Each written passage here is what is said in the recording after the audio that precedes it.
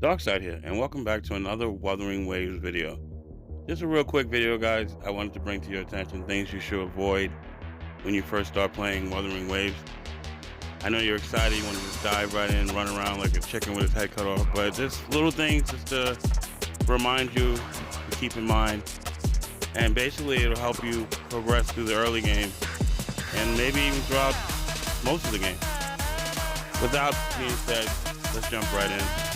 The first thing you want to avoid is not gathering resources. You want to become a chef in this game. Gather every resource you can find, and becoming a chef and cooking in this game will work to your benefit. There's a lot of recipes from gathering resources when you cook that offer bonus stats for your team to further push your content in the game. And honestly, I don't see how it could hurt. So, I don't know, me, when I play, I run around and I collect everything. That's just how I am, I don't know. When I first started playing Genshin, I used to run around and collect every apple, pear, leaf, whatever.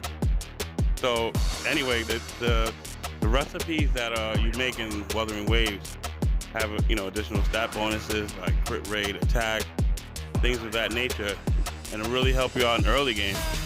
So if you're stuck on a boss battle or an enemy that you can't defeat,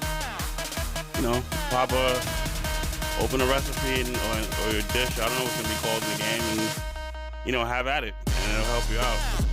So I just wanted to bring that to your attention. Just don't avoid collecting things in the world. Another thing that you should not avoid is leveling your characters like a madman. After a while, resources become very scarce. You know how these gacha games are. If you're a fan of gacha games like me and been playing gacha for a while, then you know that after a while, the resources start running dry. So, of course, you want to level every character you get. That's just human nature.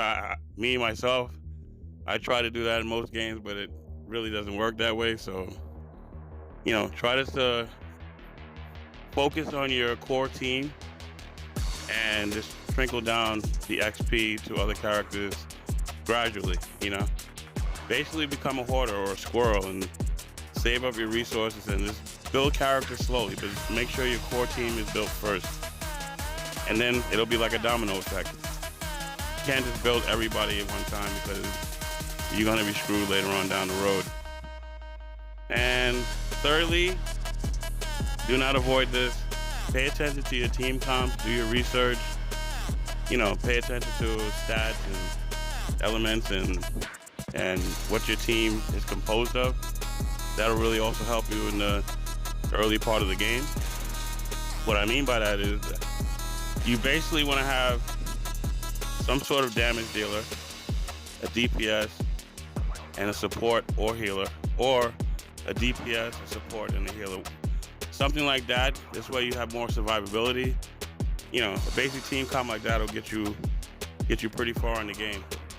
A lot of people want to go, unga bunga and have 3 damage dealers and no healing, no support.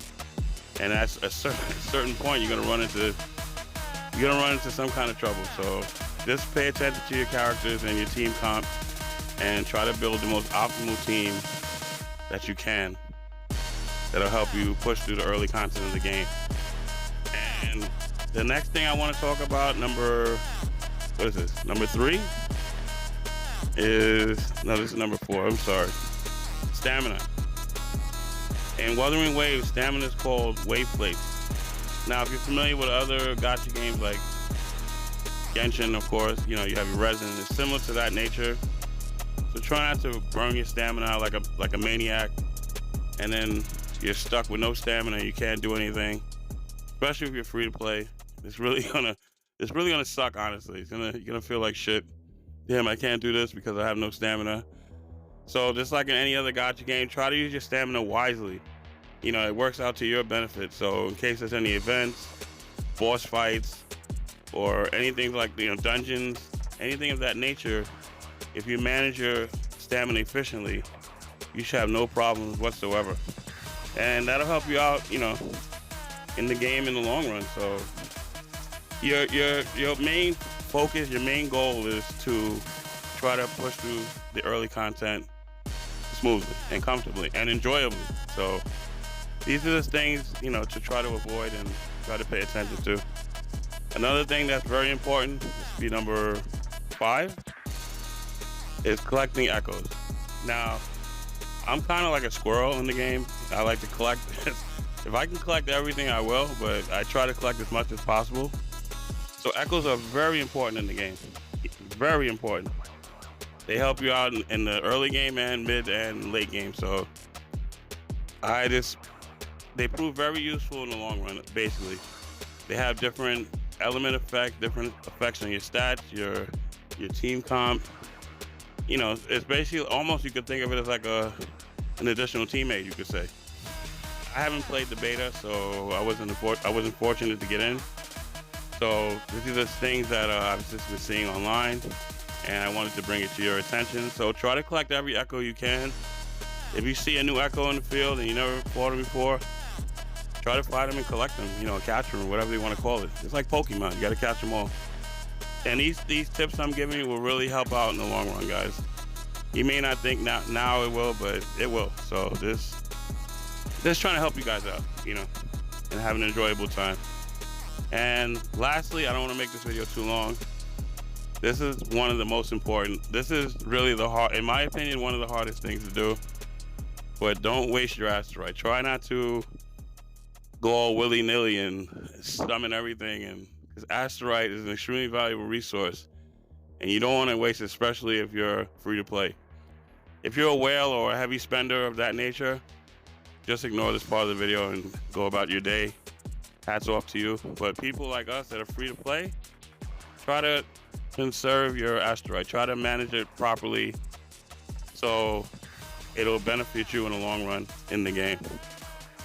And asteroid, if you're not sure what that is, that's the currency that Wuthering Waves use to summon your characters. So try to save as much as possible. Of course, we're all human at the end of the day. We're all human, we're all gamers. We fall in love with the aesthetic of the characters, and ooh, she looks good, I want to get her. Ooh, he looks cool, I want to get him. Well, just try to use your asteroid wisely. And, you know, here and there, just like Genshin, similar to Genshin, if you explore the world and open chests and things of that nature, a lot of chests and collecting chests will give you asteroid as well. So again, just try to I don't know, just try to chill, you know. Don't go crazy. Anyway, guys, I just wanted to bring these couple things to your attention, and I don't want to make the video too long. I know your time is precious. So if you want more Wuthering Waves content, click this next video. It's going to come up somewhere around here somewhere. And if you're new to the channel, click the like and subscribe for future Wuthering Waves content, and it'll help the growth of this channel. And with that being said, guys, I can't wait for tomorrow. I'm happy, I'm hyped, I'm ready to go. Can't wait to get my hands on it. So anyway, have a great day, and I'll see you in Wuthering. Peace.